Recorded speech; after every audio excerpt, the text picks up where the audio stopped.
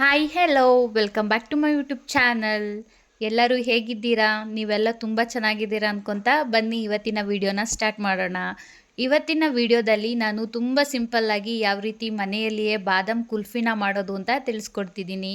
ಅದಕ್ಕೂ ಮುಂಚೆ ಯಾರೆಲ್ಲ ನನ್ನ ಚಾನಲ್ನ ಸಬ್ಸ್ಕ್ರೈಬ್ ಮಾಡ್ಕೊಂಡಿಲ್ಲ ಪ್ಲೀಸ್ ಸಬ್ಸ್ಕ್ರೈಬ್ ಮಾಡಿ ವಿಡಿಯೋನ ನೋಡಿ ಅಂತ ಹೇಳ್ತಾ, ಹಾಗೆ ಈ ವಿಡಿಯೋ ಇಷ್ಟ ಆದರೆ ವಿಡಿಯೋಗೊಂದು ಲೈಕ್ ಮಾಡಿ, ಜಾಸ್ತಿ ಇಷ್ಟ ಆದರೆ ಈ ವಿಡಿಯೋನ ಶೇರ್ ಮಾಡಿ.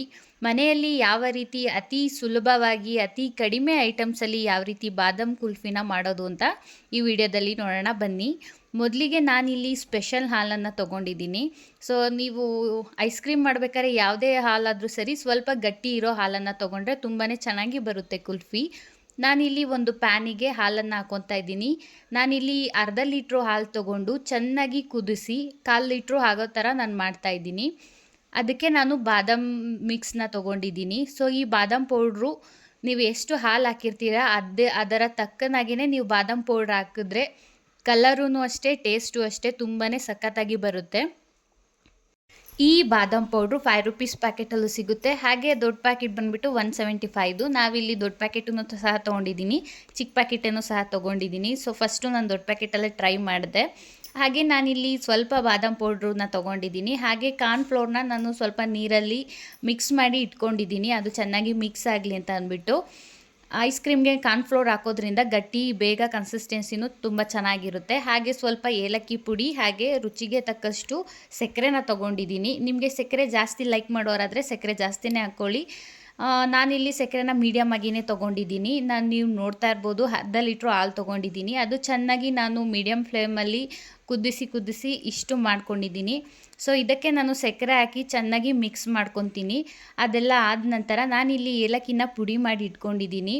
ಸೊ ಏಲಕ್ಕಿದು ಸಿಪ್ಪೆ ಹಾಕಬೇಡಿ, ಐಸ್ ಕ್ರೀಮಲ್ಲಿ ಅದು ಚೆನ್ನಾಗಿರಲ್ಲ.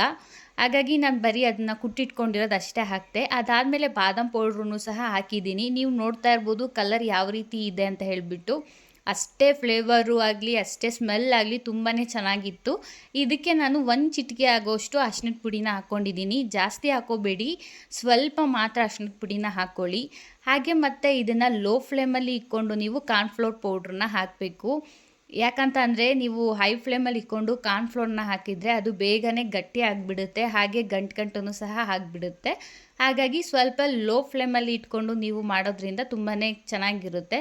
ಹಾಗೆ ಒಂದು ಸ್ವಲ್ಪನೂ ಬಿಡದಲೇ ಚೆನ್ನಾಗಿ ಕೈಯಾಡ್ತಾನೇ ಇರಬೇಕು, ನೀವು ಸ್ವಲ್ಪ ಬಿಟ್ರೂ ಗಂಟಾಗಿಬಿಡುತ್ತೆ.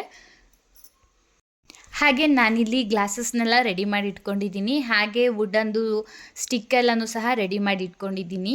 ನಾನಿಲ್ಲಿ ಯಾವುದೇ ರೀತಿ ಪೇಪರ್ ಕವರ್ ಮಾಡೋದೇ ಆಗಲಿ ಯಾವುದೂ ಮಾಡ್ಕೊಂಡಿಲ್ಲ. ಯಾಕಂತಂದರೆ ನಾವು ಮಾಡೋ ಐಸ್ ಕ್ರೀಮ್ ಹದ ತುಂಬಾ ಕರೆಕ್ಟಾಗಿತ್ತು, ಅದು ಮೀಡಿಯಮ್ ಆಗಿತ್ತು ಅಂತಂದರೆ ನಾವು ಕವರ್ ಹಾಕೋ ಅವಶ್ಯಕತೆಯೇ ಇರಲ್ಲ. ನಾನಿಲ್ಲಿ ಕರೆಕ್ಟಾಗಿ ಮಾಡಿರೋದ್ರಿಂದ ನಾನು ಕವರನ್ನು ಸಹ ತೊಗೊಂಡಿಲ್ಲ. ನೀವು ನೋಡ್ತಾ ಇರ್ಬೋದು ನಾನು ಇವಾಗ ಎಲ್ಲ ಗ್ಲಾಸಸ್ಗೂ ಬಗ್ಗಿಸ್ತಾ ಇದ್ದೀನಿ. ನಾನು ಯಾವುದೇ ರೀತಿ ಆಯಿಲ್ ಆಗಲಿ ತುಪ್ಪ ಆಗಲಿ ಗ್ಲಾಸಸ್ಗೆ ಹಾಕಿಲ್ಲ. ಏನು ನಾನು ಡ್ರೈ ಆಗಿ ತೊಗೊಂಡಿದ್ದೀನಿ ಅದಕ್ಕೆ ಡೈರೆಕ್ಟಾಗಿಯೇ ಹಾಕ್ತಾ ಇದ್ದೀನಿ. ಈ ಹದದಲ್ಲಿದ್ದರೆ ಸಾಕು, ಜಾಸ್ತಿ ಗಟ್ಟಿನೂ ಇರಬಾರ್ದು, ಜಾಸ್ತಿ ತೆಳುವೂ ಸಹ ಇರಬಾರ್ದು. ಈ ಕನ್ಸಿಸ್ಟೆನ್ಸಿ ಐಸ್ ಕ್ರೀಮಿಗೆ ಪರ್ಫೆಕ್ಟ್ ಆಗಿದೆ. ನೀವು ನೋಡ್ತಾ ಇರ್ಬೋದು ಇಷ್ಟೇ ಇದ್ದರೆ ಸಾಕು, ಐಸ್ ಕ್ರೀಮ್ ತುಂಬಾ ಚೆನ್ನಾಗಿ ಬರುತ್ತೆ. ಮತ್ತು ಇವಾಗ ನೀವು ನೋಡ್ತಾ ಇರ್ಬೋದು ನಾನು ಕುಲ್ಫಿ ಕಡ್ಡಿನ ಯಾವ ರೀತಿ ಅದಕ್ಕೆ ಡಿಪ್ ಮಾಡ್ತಿದ್ದೀನಿ ಅಂತ. ಯಾವುದೇ ರೀತಿಯಾಗಿ ಸೈಡಿಗೆ ಬೀಳ್ತಾ ಇಲ್ಲ, ಮತ್ತು ಅದು ಸ್ಟ್ರೈಟಾಗಿ ನಾನು ಹೆಂಗೆ ಇಟ್ಟಿದ್ದೀನಿ ಹಾಗೇ ಇದೆ. ನೀವು ಅಷ್ಟೇ ಇದೇ ರೀತಿಯೇ ಇಷ್ಟೇ ಕನ್ಸಿಸ್ಟೆನ್ಸಿಲಿ ಇದೇ ರೀತಿಯೇ ಟ್ರೈ ಮಾಡಿ, ತುಂಬಾ ಚೆನ್ನಾಗಿರುತ್ತೆ. ಕೆಲವೊಂದು ಎಲ್ಲಾದ್ರೂ ಸ್ವಲ್ಪ ಸ್ಲಿಪ್ ಆಗುತ್ತೆ, ನೀವು ಕರೆಕ್ಟಾಗಿ ಕುಂಡಿಸ್ಬೇಕು ಅದನ್ನು. ಇದಾದಮೇಲೆ ನಾನು ಫ್ರಿಜ್ಜಿಗೆ ಇಟ್ಟೆ, ನೈಟೇ ಫ್ರಿಜ್ಜಿಗೆ ಇಟ್ಟೆ. ಇಡಬೇಕಾದ್ರೆ ಒಂದು ಗ್ಲಾಸಲ್ಲಿ ಸ್ವಲ್ಪ ಚೆಲ್ಲೋಗಿಬಿಟ್ಟಿತ್ತು. ಸೊ ಅದು ಹಾಫೂ ಅಷ್ಟೇ ಹಂಗೆ ಇಟ್ಟಿದ್ದೆ. ಬೆಳಗ್ಗೆ ಹಾಫೂ ಅಷ್ಟೇ ತುಂಬಾ ಕರೆಕ್ಟಾಗಿ ಬಂದಿತ್ತು. ಜಾನುಗೆ ಬೆಳಗಿನ ರಾತ್ರಿಯಿಂದನೇ ನಿದ್ದೆ ಬಂದಿಲ್ಲ ಅವಳಿಗೆ. ಅದನ್ನು ನೋಡಿ ಬೆಳಿಗ್ಗೆನೇ ನನಗೆ ಬೇಕು ಅಂತ ಹಠ ಮಾಡ್ತಿದ್ಲು. ಹಾಗಾಗಿ ನಾನು ಬೆಳಗ್ಗೆನೇ ಅದನ್ನು ತೆಗೆದೆ.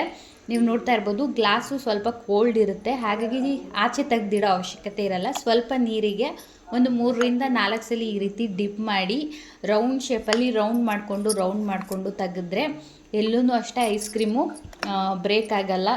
ನೀವು ನೋಡ್ತಾ ಇರ್ಬೋದು ನಾನು ಒಂದು 2-3 ಇದೇ ಥರ ತೆಗಿತಾ ಇದ್ದೀನಿ, ಎಷ್ಟು ಪರ್ಫೆಕ್ಟಾಗಿ ಬಂದೈತೆ ಅಂತ ಹೇಳಿಬಿಟ್ಟು.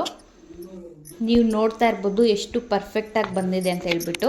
ಇದು ನಾನು ಬೆಳಗ್ಗೆನೆ ತೆಗ್ದಿರೋದು ಫ್ರಿಜ್ಜಿಂದ. ನೀವು ಇನ್ನೂ ಮಧ್ಯಾಹ್ನ ತನಕ ಬಿಟ್ಟಿದ್ರೆ ಇನ್ನೂ ಗಟ್ಟಿಯಾಗಿ ಐಸ್ ಗೆಡ್ಡೆ ಥರ ಇರುತ್ತೆ. ಈ ವಿಡಿಯೋ ಇಷ್ಟ ಆದರೆ ಪ್ಲೀಸ್ ಲೈಕ್ ಮಾಡಿ, ಶೇರ್ ಮಾಡಿ, ಹಾಗೆ ಸಬ್ಸ್ಕ್ರೈಬ್ ಮಾಡಿ. Thanks for watching video.